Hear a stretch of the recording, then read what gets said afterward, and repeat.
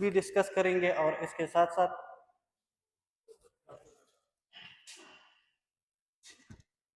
साथ साथ clinical cases भी पढ़ेंगे।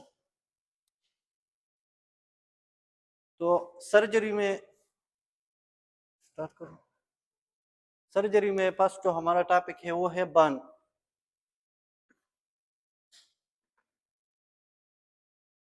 बर्न क्या है?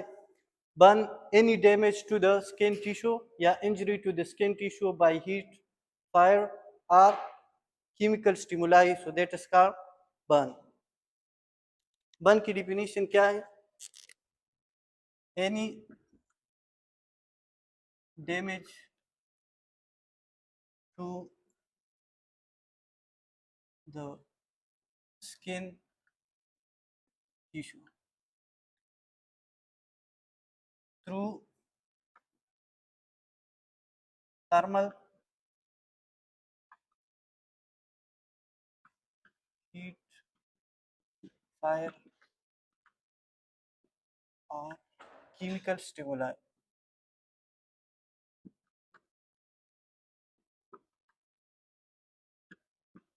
तो बर्न हमारे पास injury to the skin tissue by thermal और केमिकल स्टिमुलाई। फिर हमारे पास टाइप ऑफ बर्न दो टाइप की है, एक है सुपरफिशियल बर्न और दूसरा डीप बर्न। बर्न में भी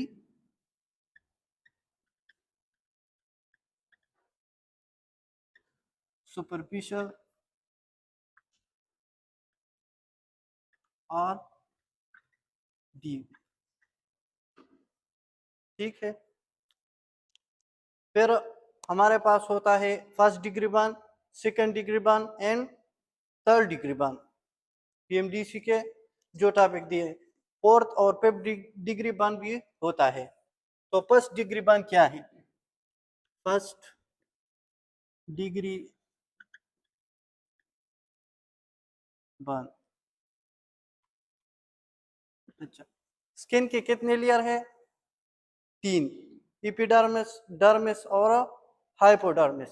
अगर सिर्फ एपिडर्मिस इन्वॉल्व हो तो वो फर्स्ट डिग्री बर्न हो, और एपिडर्मिस के साथ साथ अगर डर्मिस भी इन्वॉल्व हो जाए तो सेकंड डिग्री, और हाइपोडर्मिस भी इन्वॉल्व हो जाए तो थर्ड डिग्री, और मसल भी इन्वॉल्व हो जाए तो फोर्थ डिग्री, और बोन भी इन्वॉल्व हो जाए तो फिफ्थ डिग्री, ठीक है। तो first degree burn limited to epidermis. In this condition,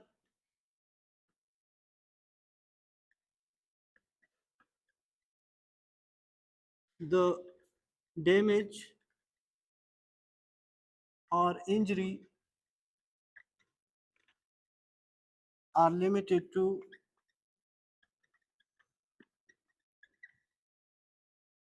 epidermis.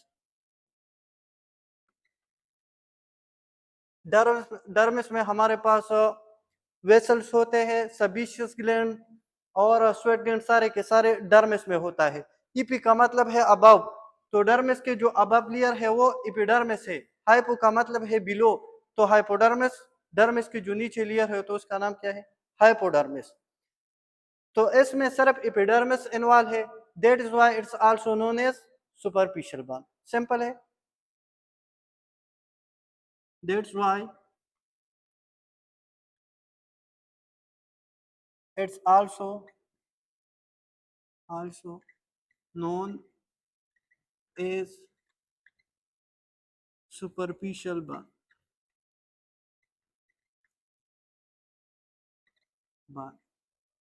ठीक है। तो ये क्या है? Superficial burn. First degree burn हमारे पास एग्जामिनेशन पे किस तरह नजर आएगा? On examination the affected area will be look red, shiny, tender, okay, so these are the sign of first degree burn. So on examination, वो ई का मतलब है on examination, the affected area will look affected area will look, erythematous का मतलब है red, shiny, tender. अगर हम वो टच करें तो उसमें दर्द होती है, पेन, तो इसका मतलब है टेंडर। ठीक है, तो टेंडर वो तो अपीयरेंस में नहीं आता, लेकिन इसमें दर्द होता है, लिख लें इन अपीयरेंस।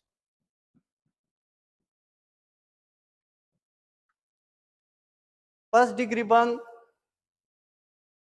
बर्न में रेड और शाइनी नजर आएगा स्किन। फर्स्ट डिग्री बर्न एक हफ्ते में खुद ब खुद ठीक हो जाता है, इसके लिए ट्रीटमेंट की जरूरत नहीं है। फर्स्ट डिग्री बर्न के लिए ट्रीटमेंट की जरूरत नहीं है। तो it is self resolve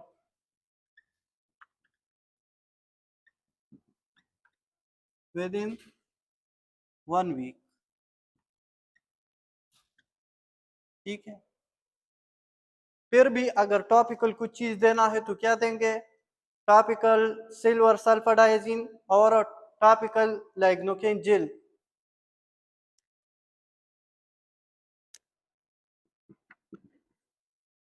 topical सल्फाडाइजिन क्या है? सल्फोनामाइड की मेंबर है और ये एंटीबायोटिक है। बर्न कंडीशन में the best antibiotic is silver sulfadiazine. Topical silver sulfa, ये इसलिए हम देंगे कि वहां पर कोई बैक्टीरियल इन्फेक्शन ना हो जाए। ठीक है, लेग्नोकेन ये लोकल एनेस्थेटिक है, उसमें दर्द होता है, तो दर्द को कम करने के लिए क्या देंगे? Topical लेग्नोकेन jail. लेग्नोकेन का दूसरा नाम लाइडोकेन है, लेग्नोकेन जेल। तो ये फर्स्ट डिग्री बर्न है।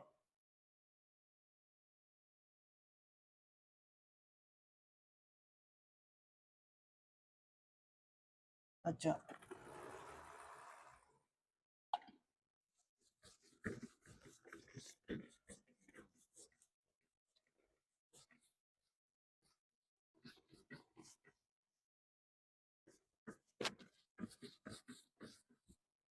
सेकंड डिग्री बर्न में हमारे पास इपिडर्मिस और डर्मिस इन्वॉल्व होते हैं। Second degree burn, degree burn, तो इसमें लिख लें this condition there is damage और injury to the epidermis and dermis.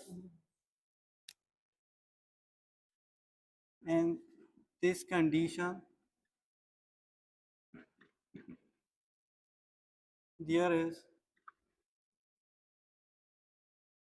damage to epidermis and dermis.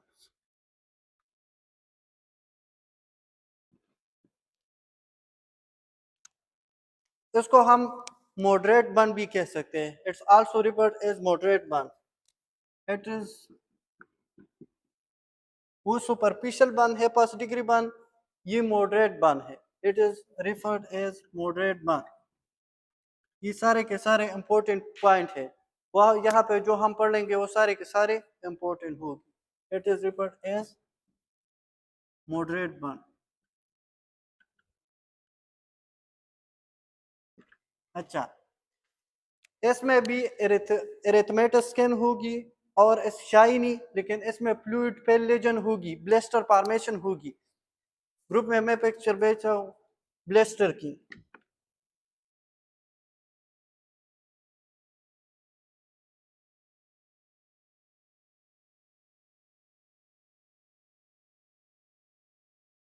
ये ब्लेस्टर है। अगर फ्लूइड पेल लेजन है, ब्लेस्टर है, तो इसका मतलब है फिर आप डायग्नोस कर सकते हैं कि ये सेकंड डिग्री बर्न है। ठीक है, ऑन एग्जामिनेशन, तो एग्जामिनेशन पे ये किस तरह नजर आएगा? On examination. The affected area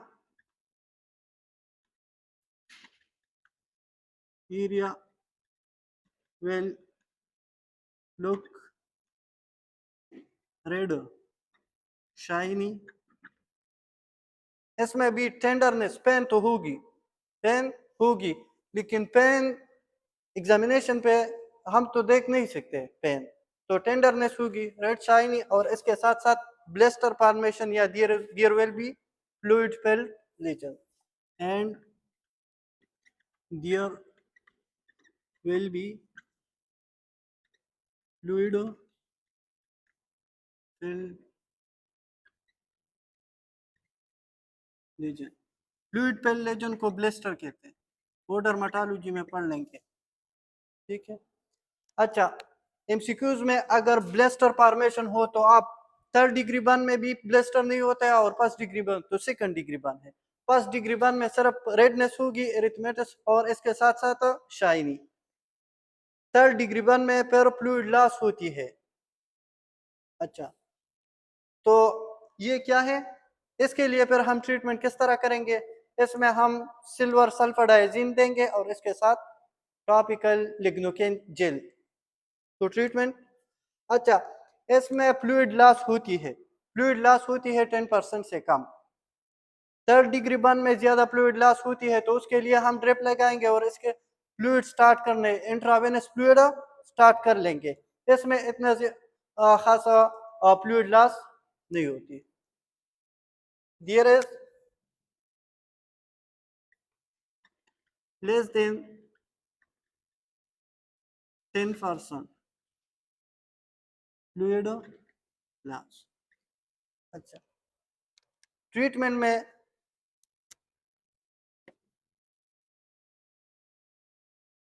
topical, skin के लिए हम टॉपिकल, वहां पे बैक्टीरियल की इन्फेक्शन की चांसेस ज्यादा है, तो बैक्टीरियल की इन्फेक्शंस को कम करने सिल्वर सल्फर डाइजीन देंगे। Silver sulfur, silver sulfadiazine is the member of sulfonamide, और सल्फोनामाइड एंटीबायोटिक है। और टॉपिकल लिग्नोकेन जेल, ये लिग्नोकेन लोकल एनेस्थेटिक है, एनेस्थीजिया का मतलब है पेन को खत्म करना। अगर हम पेशेंट को एनेस्थीजिया दे दे तो फिर पेन होगी नहीं, तो ये लोकल एनेस्थेटिक है, टॉपिकल लिग्नोकेन जेल। ये है second degree burn.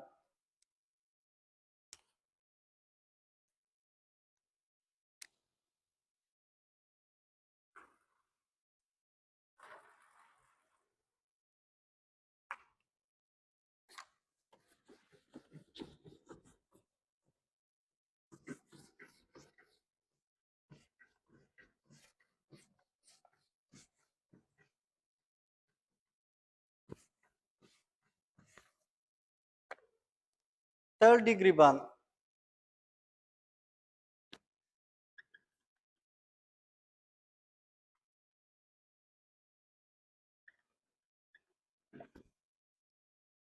in this condition there is the involvement of epidermis, dermis and hypodermis। Skin के तीनों लेयर इसमें इन्वॉल्व होते हैं। तो थर्ड डिग्री बर्न, स्किन के 3 लेयर है और इसके नीचे मसल्स है, मसल के दरमियान फीशिया है, fascia is nothing but just a connective tissue. तो स्किन के इर्द गिर्द क्या है, फीशिया और फिर स्किन है। तो मसल भी इन्वॉल्व हो जाए तो 4 डिग्री बर्न, और बोन तो फिर 5 degree burn. Third degree burn में हमारे पास in this condition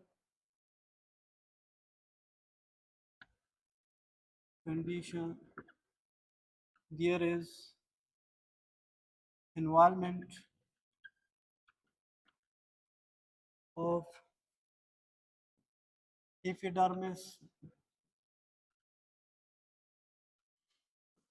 dermis and hypodermis।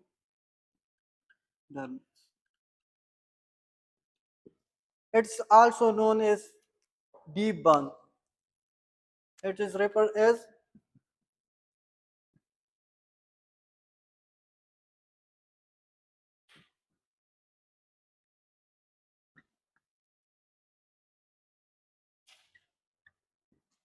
It is report as deep burn.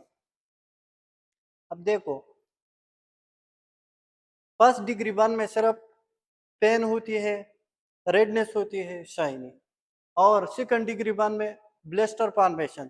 Third degree burn, ये ग्रुप में मैं पिक्चर भेजता, इसमें चेयर्ड स्किन होती है।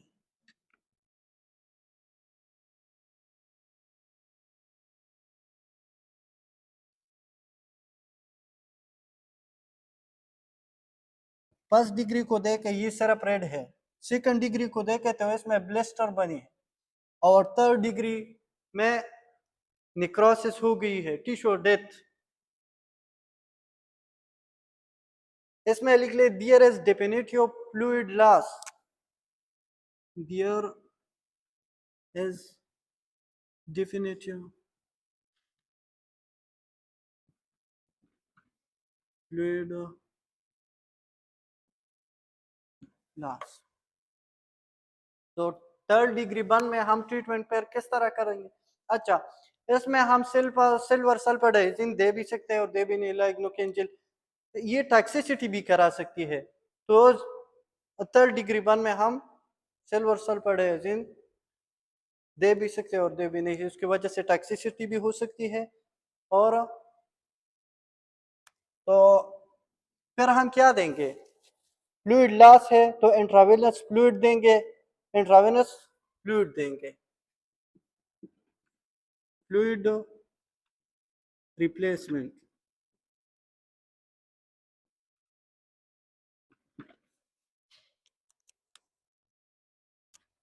इंट्रावेनस फ्लूइड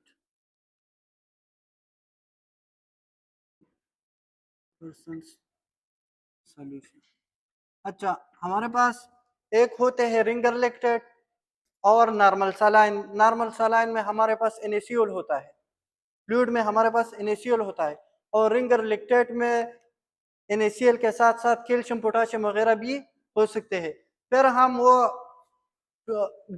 डिसाइड करेंगे कि यहाँ पर कहाँ पर रिंगर लेक्टेट ड्रिप लगाना है और कहाँ पे नॉर्मल सलाइन की।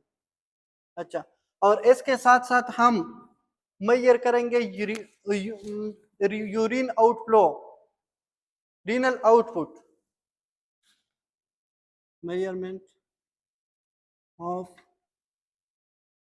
रीनल आउटपुट, कि किडनी ठीक है और फ्लूइड जो हम देते हैं वो कितने हैं, वो हम कल पर डिस्कस करेंगे कि कितने फ्लूइड हो तो वो ठीक होगी। अच्छा, और इसके साथ साथ जो हम फ्लूइड देता है तो वो बॉडी सरफेस एरिया पे डिपेंड कर देता है। बॉडी सरफेस एरिया के कितने बॉडी सरफेस एरिया इन्वॉल्व है, fluid depend upon body surface area involve, fluid depend upon body surface area involve. अच्छा, अगर बर्न कंडीशन हो तो कौन सी बैक्टीरिया है जिसकी चांसेस ज्यादा है? विच bacteria has high risk of infection in burn patient?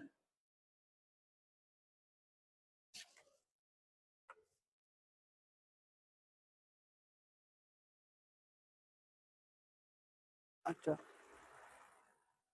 पहले हम बॉडी सरफेस एरिया को देखें कि बॉडी सरफेस एरिया हम किस तरह, हॉस्पिटल में बर्न की यूनिट होते हैं और वहां पे आपको बॉडी सरफेस एरिया का पता हो तो फिर आप फ्लूइड देंगे कि पहले 8 घंटों में कितना देंगे, फिर 24 घंटों में, और मेंटेनेंस फ्लूइड हो 24 घंटों के बाद हम किस तरह ड्रिप को एडजस्ट करेंगे कि वो फ्लूइड बराबर है।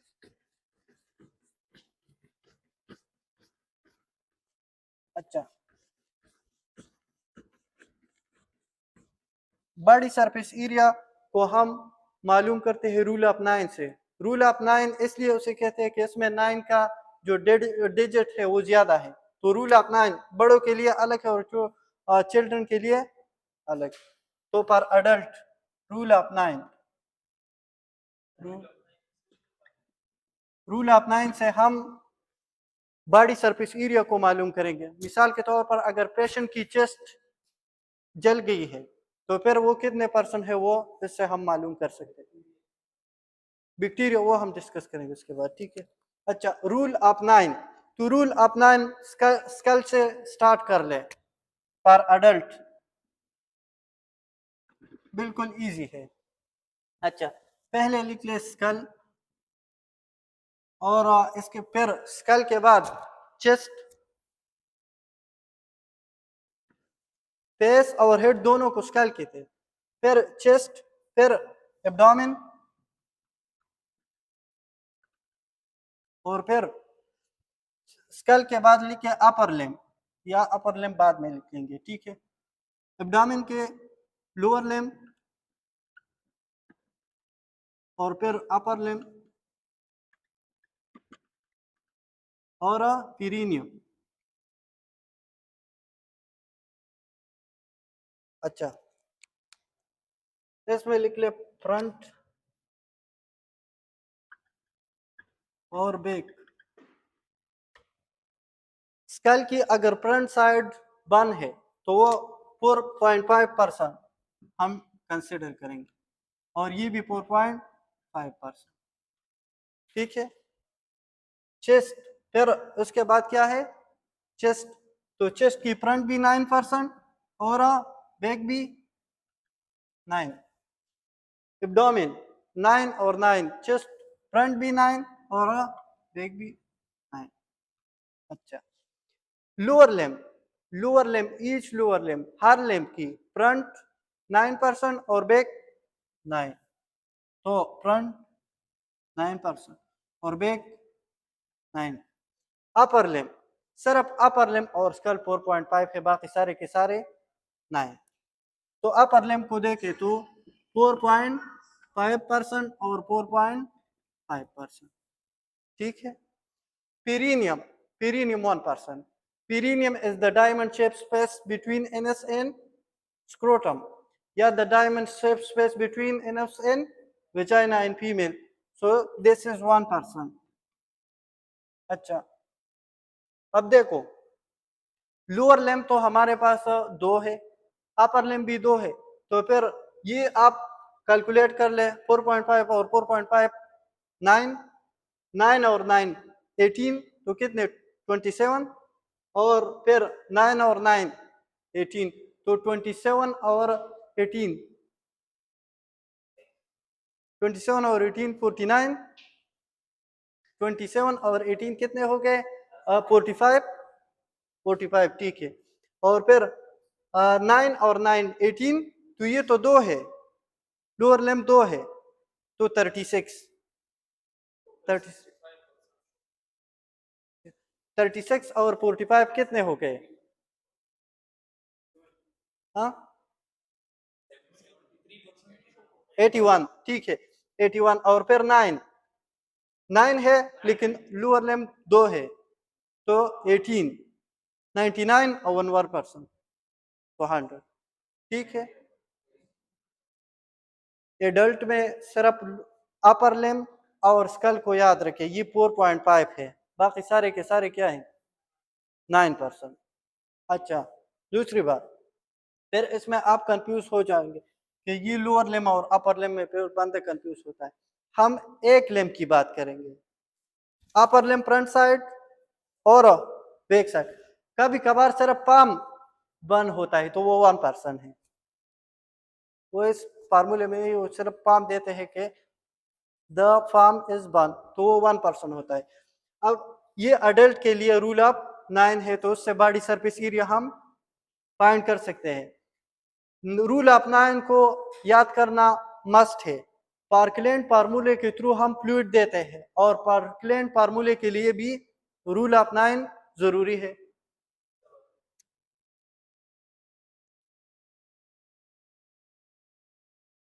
अच्छा,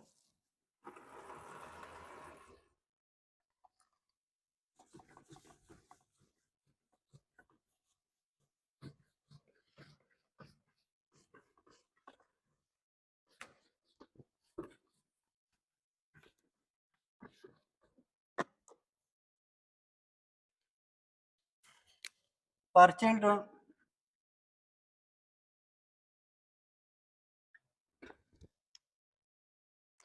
चिल्ड्रन के लिए हम स्कल चिल्ड्रन के लिए सारे के सारे 999 है। लोअर लिम्ब में सिर्फ वो अलग है, वो 7% है। Lower limb 7%। तो लिख ले स्कल और फिर chest, abdomen, lower limb, upper limb, इसमें पेरिनियम हम कंसिडर नहीं करते। अच्छा, स्कल इसकी फ्रंट साइड है और बैक।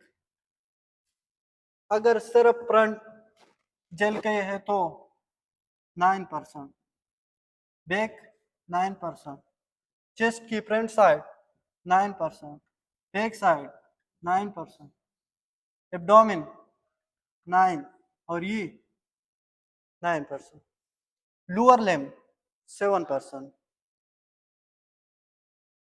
और ये 7%, अपर लिम्ब 4.5 अडल्ट में भी है और चिल्ड्रन में भी। तो 4.5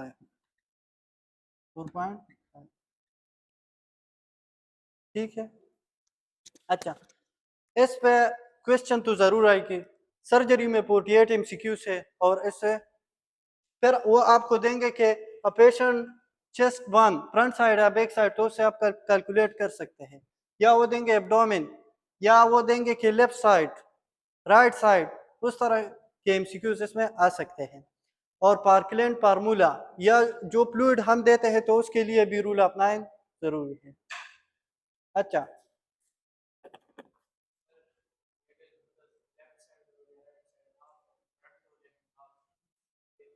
तो फिर मिसा फ्रंट एब्डोमेन की लेफ्ट साइड हाफ, तो हाफ कर लें।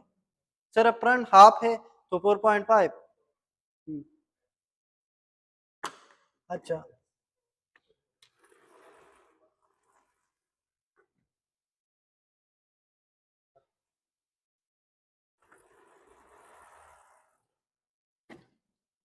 वन पेशेंट में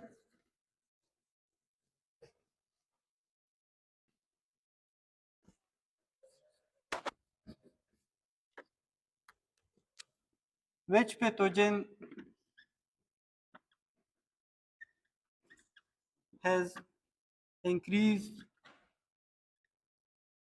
high chance या risk chance of infection?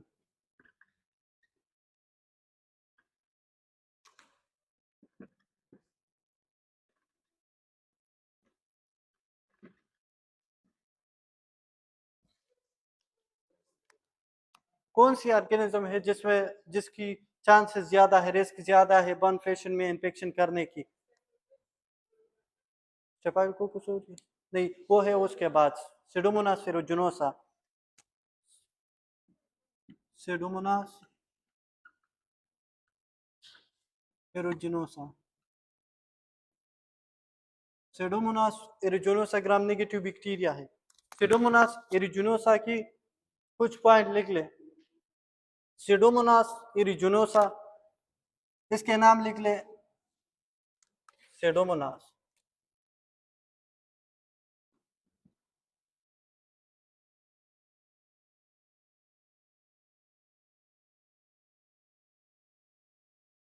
P पर पायोसाइनिन, पायोवर्डिन और नमोनिया, इसके लिए ये 3 पॉइंट। पायोसाइनिन, पायोवर्डिन, नमोनिया। देखो, अगर आपको इस तरह केस दे दे जिसमें ग्रीनिश या पिंकिश डिस्चार्ज हो, तो फिर आप अंदाजा लगा सकते हैं कि ये क्या है। सिडोमोनास एरुजिनोसा है। सिडोमोनास एरुजिनोसा। पायोसाइनिन, ये येलोविश पिंक या येलोविश डिस्चार्ज को कहते हैं, येलोविश। अच्छा, पायोवर्डिन ग्रीनिश।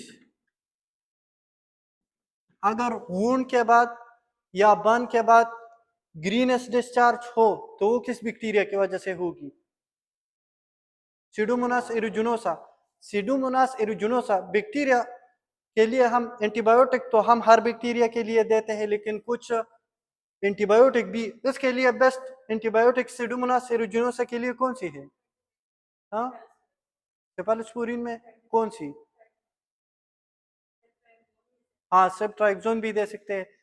पेनिसिलिन में टिकारसिलिन, पेप्रासिलिन बेस्ट टिकारसिलिन, उसके साथ टोजोबेक्टम हम ऐड करेंगे, और पेप्रासिलिन वो नहीं है अमानोग्लाइकोसाइड भी दे सकते हैं, टोब्रामाइसिन, और वो नहीं है तो फ्लोरोक्विनोलोन में कौन सी? सेप्रोफ्लैक्सिसिन, लियोपोलैक्सिसिन सारे दे सकते हैं। ठीक है। और निमोनिया, ये निमोनिया कराता है कौन सी? आप पेशेंट में सिस्टिक फिब्रोसिस, पेशेंट में सिस्टिक फिब्रोसिस वो डिजीज है जिसमें क्रोमोसोम नंबर 7 पे डिफेक्ट होती है और उसमें क्लोराइड चैनल की डिफेक्ट होती है, उसमें सिक्रीशन जितनी भी बॉडी की है वो थिक हो जाती है। मिकोनियम या स्टूल इसमें हार्ड हो जाते हैं, वो भी सिक्रीशन है।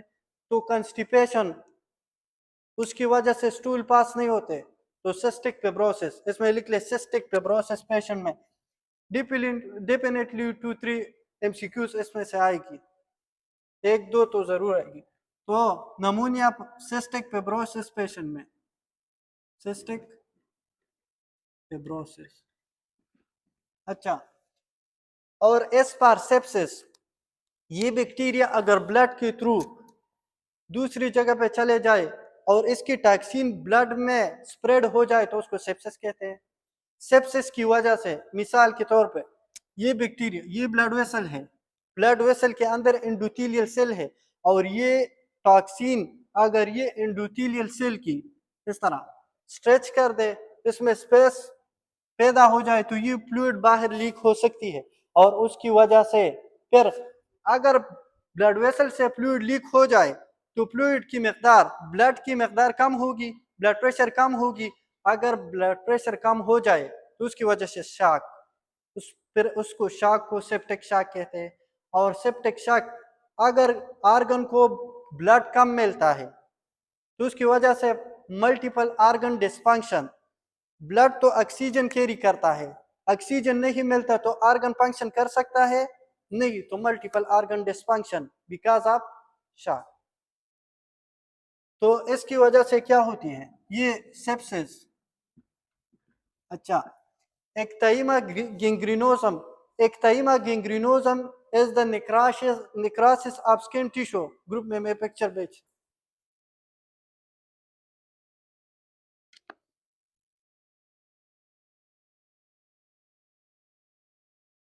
अच्छा, एक्टाइमा गिंग्रिनोसम, इसमें टिश्यू की नेक्रोसिस होती है, तो ये क्या है?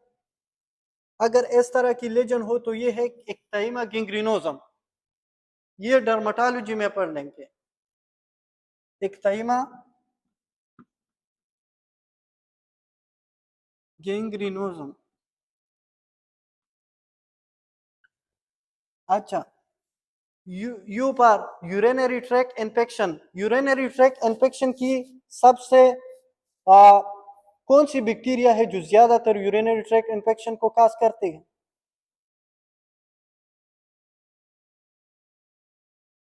इशरिकिया कोलाई। अगर किसी को यूरिनरी ट्रैक का मसला है तो टेस्ट करने के बगैर फिर हम कौन सी एंटीबायोटिक देंगे? Ciprofloxacin, yes, it is best work against the Escherichia coli. और इशरिकिया कोलाई सबसे 80% 90% urinary tract infection Escherichia coli से होती है, तो हम सेप्रोफ्लैक्सिसिन देंगे। सेप्रोफ्लैक्सिसिन से अगर काम नहीं चलता तो फिर हम थर्ड फोर्थ जनरेशन लियोफ्लैक्सिसिन, जिमीफ्लैक्सिसिन इस तरह। अच्छा, तो urinary tract infection UTI,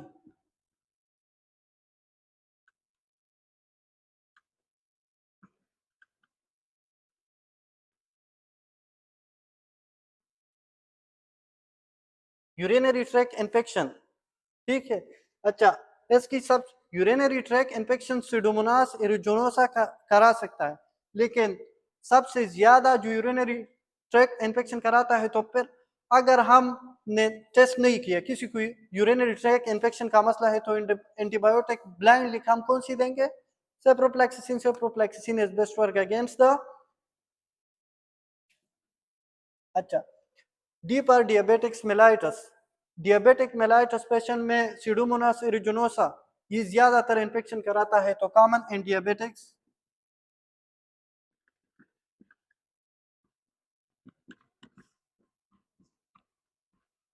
common in. अच्छा, ओ पर osteomyelitis. Osteomyelitis inflammation of bone and bone marrow is called osteomyelitis. तो ओस्टियोमाइलाइटिस की ओस्टियो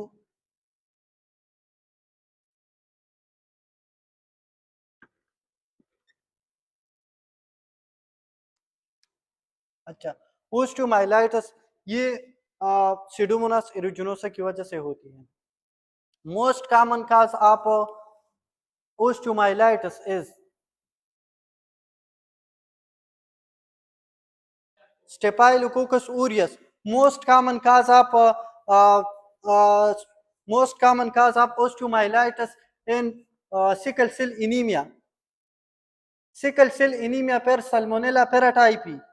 सिकल सेल एनीमिया में पर पेराटाइपी है। मैं पिक्चर बेच रहा। और मोस्ट कॉमन जो ओस्टियोमाइलाइटिस कराता है वो स्टेफाइलोकोकस ऑरियस है। सिकल सेल एनीमिया पेशेंट में कौन से है? सिकल सेल एनीमिया सल्मोनेला पेराटाइपी है। अच्छा,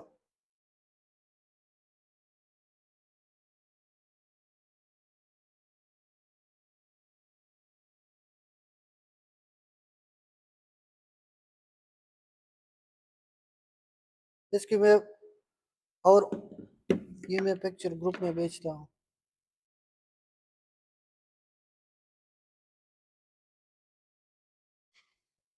ये क्या है?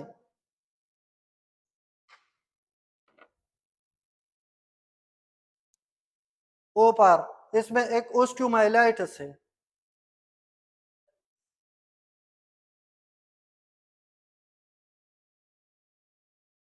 और एक है ओ पार ओटाइटिस एक्सटर्ना। इसमें ग्रीन पिंक या येलोइश ग्रीनिश डिस्चार्ज है।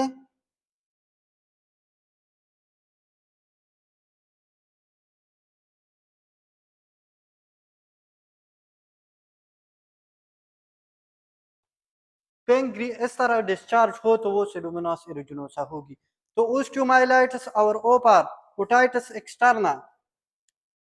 एम पर म्यूकोपॉलीसेकेराइड कैप्सूल। ओ पर ओटाइटिस एक्सटर्ना, इसको स्विमर ईयर भी कहते हैं। जो पिक्चर मैंने भेजा है उसमें ग्रीनिश डिस्चार्ज है। इस तरह डिस्चार्ज हो तो वो सीडोमोनास एरिजिनोसा है। तो फिर सीडोमोनास एरिजिनोसा के लिए एंटीबायोटिक कौन सी देंगे? Ticarcillin piperacillin. अच्छा, otitis externa swimmer year.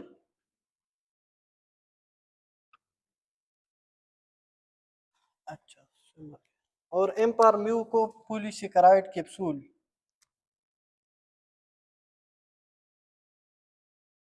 Muco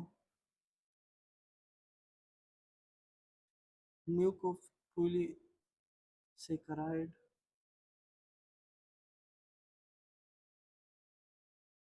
capsule.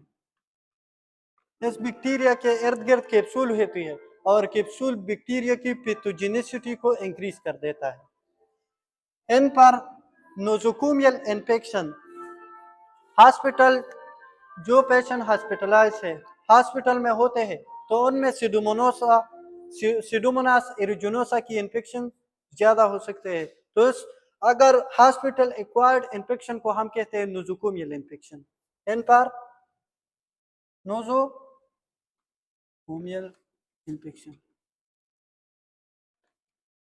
Patient को जो डिजीज या जो इन्फेक्शन हॉस्पिटल में हो जाए तो उनको nosocomial infection.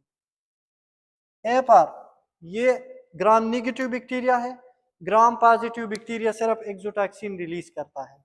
Gram negative bacteria endotoxin और एक्सोटॉक्सिन दोनों रिलीज करता है। ग्राम नेगेटिव में लाइपोपोलिसेकेराइड लेयर है, तो लाइपोपोलिसेकेराइड लेयर से एंडोटॉक्सिन रिलीज होते हैं। तो ए पर एक्सोटॉक्सिन ए ये रिलीज कर देता है। ये जो टॉक्सिन रिलीज करता है उसका नाम क्या है? एक्सोटॉक्सिन ए। ए पर एक्सोटॉक्सिन ए। और इस पर स्किन इन्फेक्शन भी सीडोमोनास एरिजिनोसा करा सकता है। हियर की ग्रोथ पॉलिकल से होती है और पॉलिकल की इन्फ्लेमेशन को पॉलिकुलाइटिस कहते हैं। तो स्किन इन्फेक्शन, इस पर स्किन इन्फेक्शन, पॉलिकुलाइटिस। अच्छा, इसमें हम बेस्ट एंटीबायोटिक कौन सी है?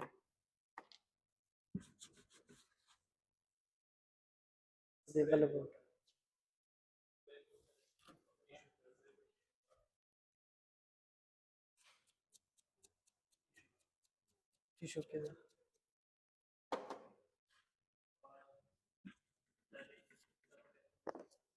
बेस्ट एंटीबायोटिक फॉर सीडोमोनास एरिजिनोसा निकले, पेनिसिलिन में हम देंगे टिकारसिलिन, पेप्रासिलिन।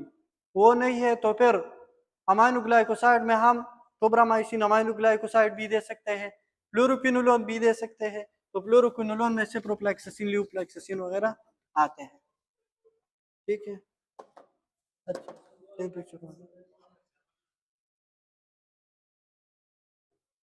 अच्छा,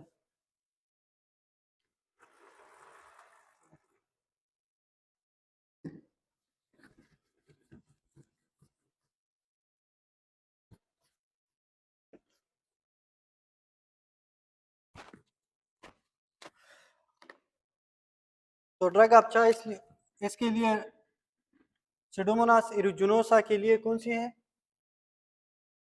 पेनिसिलिन में पेनिसिलिन, तो टिकारसिलिन, पाइप्रासिलिन। ये ना हो तो फ्लोरोक्विनोलोन भी हम दे सकते हैं, फ्लोरोक्विनोलोन, फ्लोरोक्विनोलोन में सिप्रोफ्लैक्सासिन एटसेट्रा। और इसके साथ साथ अमाइनो ग्लाइकोसाइड भी हम दे सकते हैं, टोब्रामाइसिन। अच्छा, most common cause of most common cause of osteomyelitis,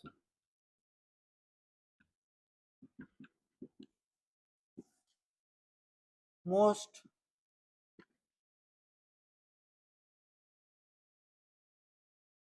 common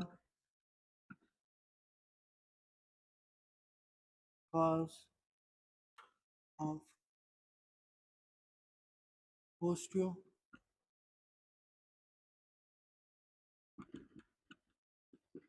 in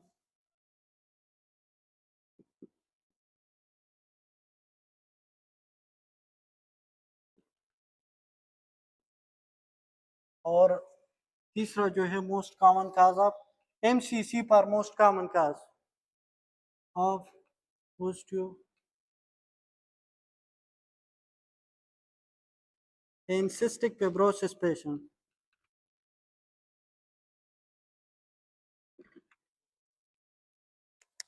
osteomyelitis का मोस्ट कॉमन काज है स्टेफाइलोकोकस ओरियस, स्टेफाइलोकोकस ओरियस।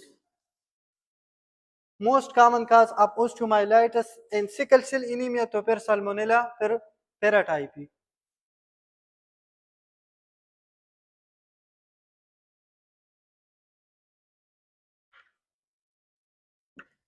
और सिस्टिक फिब्रोसिस पेशेंट में मोस्ट कॉमन काज कौन सी है? सीडोमोनास एरोजिनोसा।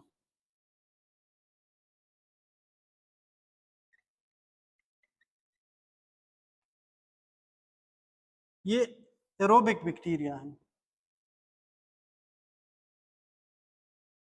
अच्छा,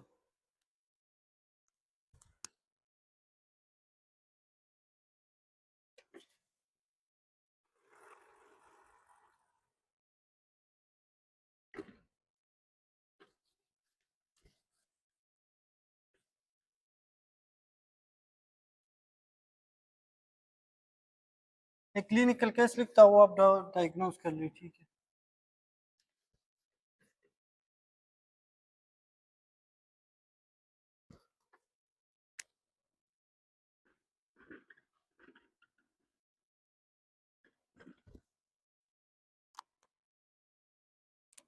A patient presented to the hospital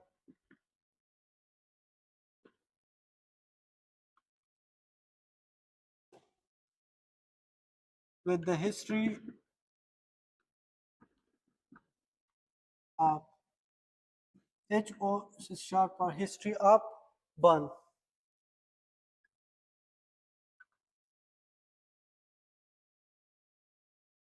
on the left side of the body।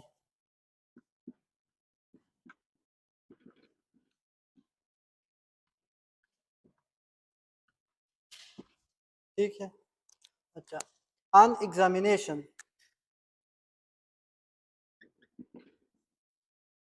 the affected area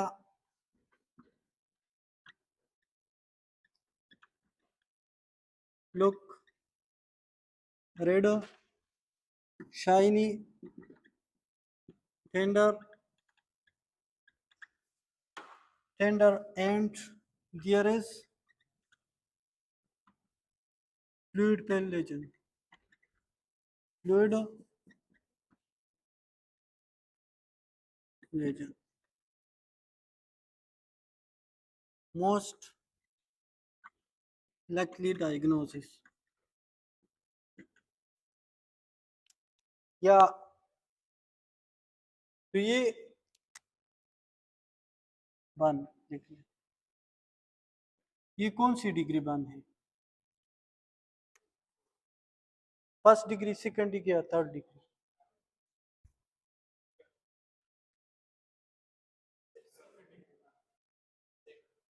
अच्छा, ये simple है, फ्लूइड पेन लीजन है तो second degree burn. First degree और सेकंड डिग्री में सारा डिफरेंस। तो फ्लूइड पेन लीजन को ब्लेस्टर कहते हैं। हाँ, सेकंड डिग्री, सेकंड डिग्री, ठीक है। इस तरह स्किन की 3 लेयर है स्किन। फर्स्ट एपिडर्मिस, फिर डर्मिस, हाइपोडर्मिस, मसल और बोन। अगर सिर्फ एपिडर्मिस इन्वॉल्व है तो फर्स्ट डिग्री, अगर एपिडर्मिस के साथ डर्मिस भी है तो सेकंड डिग्री, और इसके साथ साथ हाइपोडर्मिस भी है तो थर्ड डिग्री, और मसल भी है तो फोर्थ, और सारे बोन भी है तो फिफ्थ डिग्री। अच्छा, दूसरा क्लिनिकल केस लिखते हैं।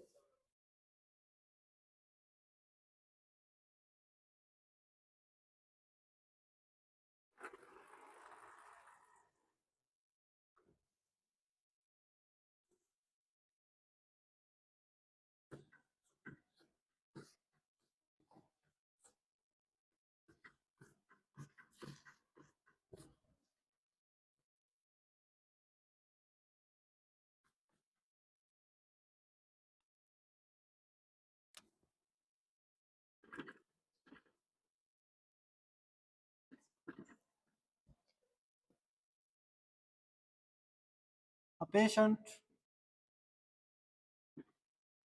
underwent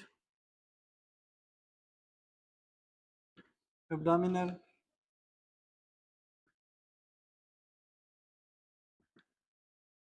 surgery in the last week. In the last week. And now he came to the clinic. And now he came to the clinic. Yeah. Presented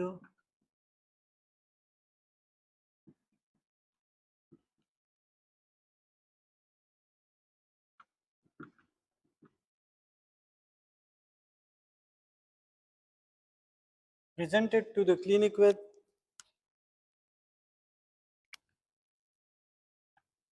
pink greenish discharge from the wound.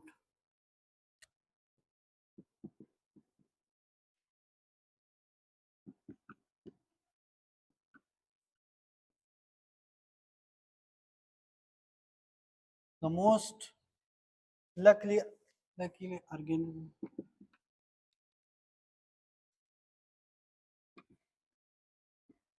to be involved.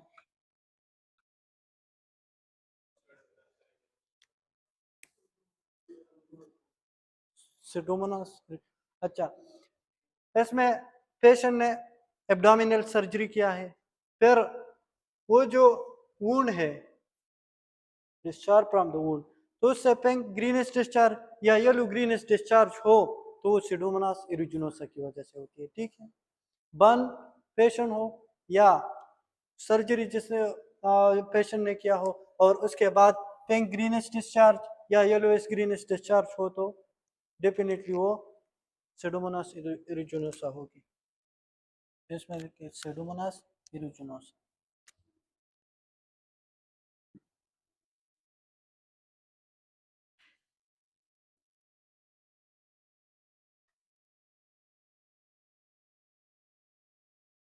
ठीक है, अच्छा,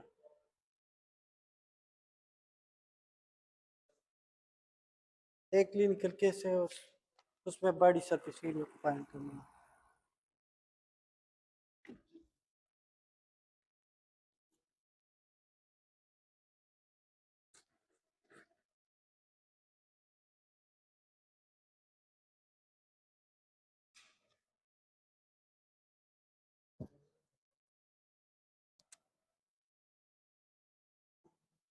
middle age male presented to the hospital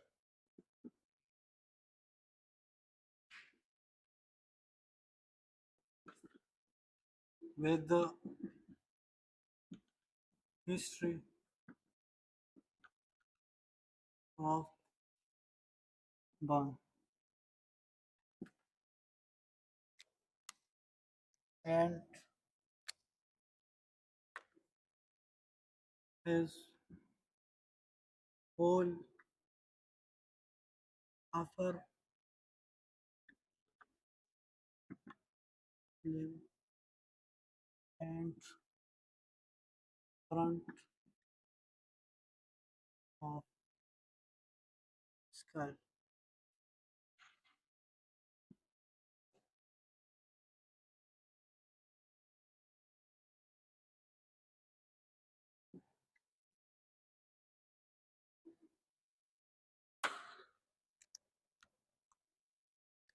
Point.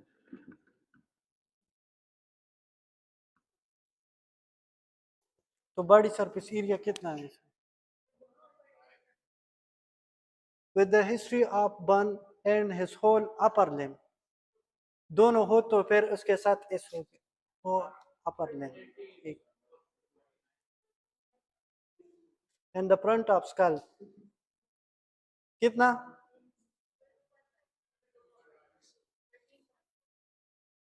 ये एक limbs है, दोनों हो तो limbs plural, एक लिम्ब, और लिम्ब की होल अपर लिम्ब है। होल का मतलब है फ्रंट और बैक दोनों साइड। हाँ, तो 16 किस तरह? अच्छा, फ्रंट अपर लिम है, एक अपर लिम है, तो फ्रंट साइड कितना है? फ्रंट साइड अपर लिम की 4.5, लोअर लिम की 9 है, तो 4.5 फ्रंट की है, 4.5 9। और फ्रंट ऑफ स्कल कितना है? 4.5। अडल्ट है, मिडिल एज मेल,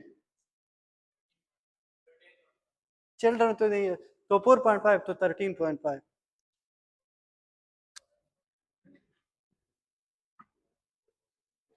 ठीक है इंशाल्लाह। तो फिर कल से हम पार्कलैंड पार्मूरा कितने फ्लूइड देने हैं तो वो कल हम पढ़ेंगे इंशाल्लाह।